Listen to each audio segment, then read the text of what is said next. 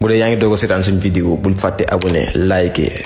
partager parce que ça nous aide vraiment. ñu lundi nag ñu am nouveau président de la république. ah loolu teel na de. ku dul reetaan jóge fi. doo ree yow doo ree réewoo ba ñu génne la ci réew mi. ay ree baax naa soo reetaanoon dinañ la baal waaye nangoo ree ah tudduma tudde xanaa loolu kenn du la ci tëj nangoo ree waaye yow léegi sa nguur yow bu sa nguur jeexee ba ma jàpp la ba bàyyi la. mais am na boo xam ne tamit si candidat yi du ree. kala mbaa doo ko voté ne. yàlla ku dul ree.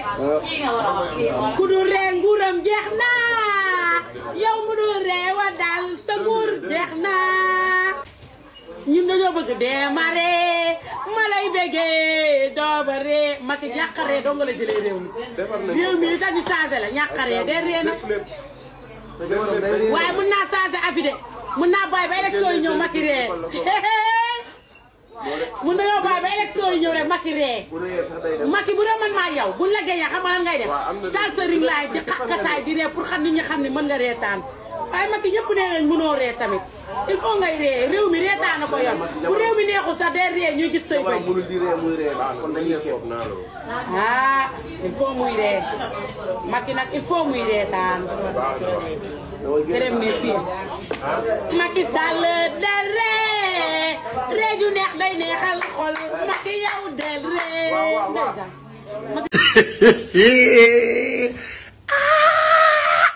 dafa désolé waay. campagne bi de dafa yéex door doyul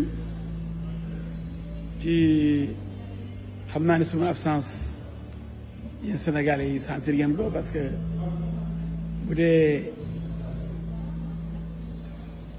man El Hadj Diouf bu doon maa bokk ci campagne bi dana demee neneen daanaka campagne bi ah heureusement que Benno Bokk Yaakaar ak Amadou Ba ñoom ñu ngi cartonné bu baax ñi ci des nag moom daanaka dañoo tardé daal. élection yi loo ci gis premier tour wala deuxième tour. non li ma gisee situation bi premier tour Amadou Ba dafay gagné parce que doole yemul daal. maintenant coow li bëri na les tonneaux vides font trop de bruit am na xale yooyu seen coow lu bëri moomee réseaux sociaux yi rek di fàttali nit ñi xamuñ ne affaire bi ci bureau de vote yi la foofu nag ay mag ñu am maturité ñoo fay ràng doy xale yu saaga rek ak di yuuxoo ko nappaate loolu taxul gagné élection de maa man maa fi nekk soo leen nit ñi ak coow lu bëri ñooy gagné ba tax ñu bëri daal dawuti leen foo dañu gagné opportuniste yi waaye président yi génn ñu jom mi li ma gis boobu Amadou Ba li ma raw dafa bëri trop donc premier tour bi moom du poser problème pour Benno Bokk Yaakaar Amadou Ba day karawaase romb leen demee na ba yàgg ñu taxaw fa wuyu dañu sàcc élection yi élection Sénégal kenn du ko sàcc bu yoon a sàcc ko député Benno yi dañu yem à peu près ak député opposition bi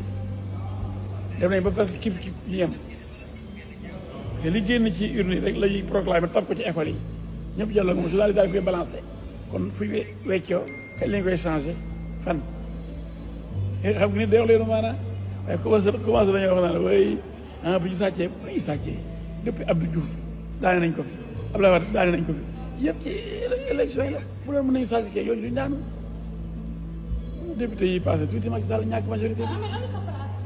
waaw fii wax affaire sàcc élection mu am fii nag moom xam nga coow lu bëri la yëpp ci réseaux sociaux yi la yem waaye terrain ba fa taxawee xam ne sama gars yi du ñu daara coow rek les tonneaux vides font trop de bruit.